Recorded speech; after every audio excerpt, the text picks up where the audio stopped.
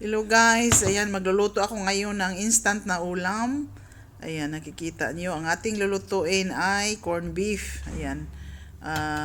Haluan natin siya ng patatas. Ayan, hiniwa ko ng maliliit ang ating patatas. Tapos iluto natin ng mga 2 to 3 minutes muna.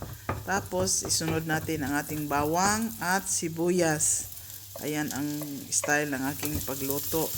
Pero yung iba hindi naman nila hinhaluan ng patatas. Ako gusto ko may patatas. Ayan, nakikita nyo. Tapos isunod na natin ang ating corned beef. Ayan po, itsura ng corned beef dito guys. Ayan, at minsan lang po ako magluluto ng ganito.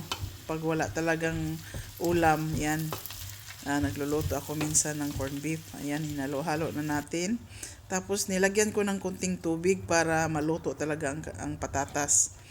Ayan, pero yung pag wala yung patatas, pwede naman hindi lagyan ng tubig. Ayan, lagyan na natin ng asin, black pepper, at lalagyan ko rin siya ng pampalasa nor powder. At takpan muna natin. Tapos ayan, nilagyan ko rin siya ng basil leaves para matanggal yung lansa ng karne.